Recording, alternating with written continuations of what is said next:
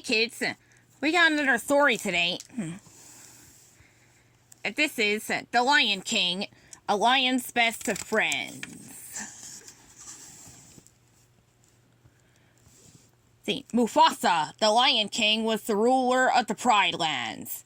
When his son Simba was born, the animals bowed in respect as the wise baboon, Rafiki, presented the cub. They knew that someday Simba would be their leader. It was all part of the circle of life. Until Simba was born, his uncle Scar had been, next in line to be king.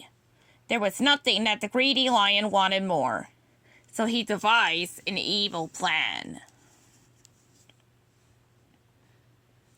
Your father has a surprise for you, Scar told his nephew, one morning as he led him into a deep gorge. Just stay on this rock, and I'll go get him. Eager for his surprise, the cub obeyed. He didn't know that Scar had instructed some hyenas to scare a herd of wildebeests into a stampede, straight toward him. Nor did the cub know that Scar had run off to warn Mufasa that his only son was in danger. It was a trap, and it worked.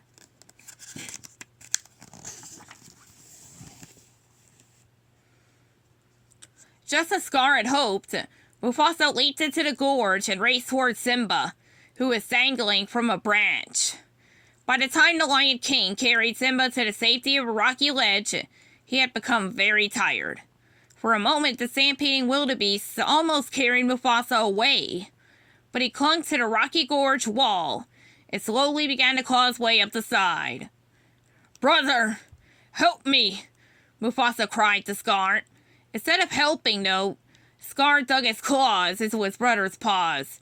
He smiled wickedly as Mufasa fell to his death. Unfortunately for Scar, Simba was still alive, but the evil lion knew just how to get rid of him. "If it weren't for you, your father would still be alive," he told the cub, who hadn't seen what Scar had done. "Run away and never return." And that is just what Simba did. Simba ran until the ground grew hard and cracked beneath his blistered paws, and his small sore legs collapsed from exhaustion. He fell asleep at once, but when he woke up, things were very different. The desert had turned into a lush jungle, and instead of being alone, he was with a warthog named Pumbaa and a meerkat named Timon. "We saved you!" cried the meerkat. Timon and Pumbaa could tell that something was bothering Simba, but the cub didn't want to talk about it, and that was just fine with them. Their motto, after all, was Hakuna Matata, which meant no worries. "You gotta put your past behind ya," Timon told Simba. Timon and Pumbaa didn't care a bit what the cub thought he had done.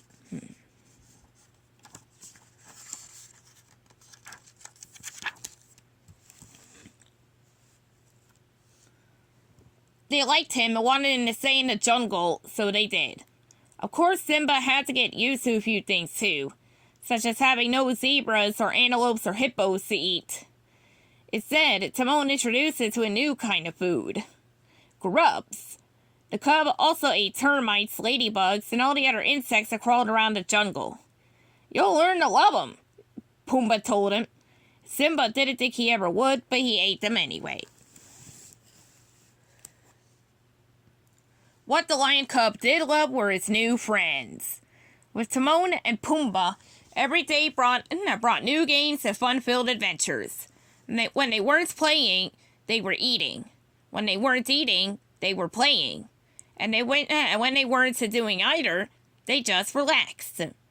As the years went by, the friends grew closer and closer, as Simba's sad past faded away. Almost.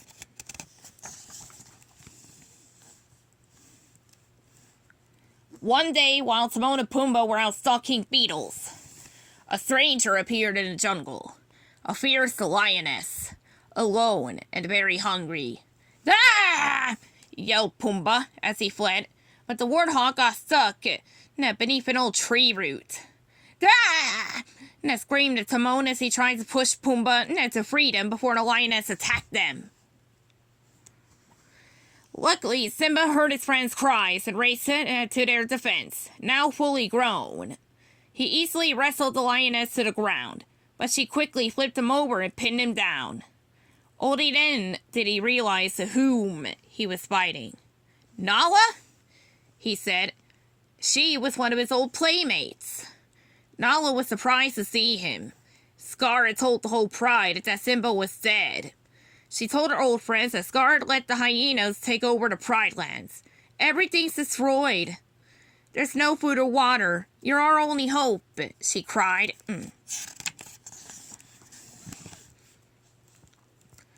Now, when Timon, Pumbaa, and Nala woke up the next morning, Simba was gone.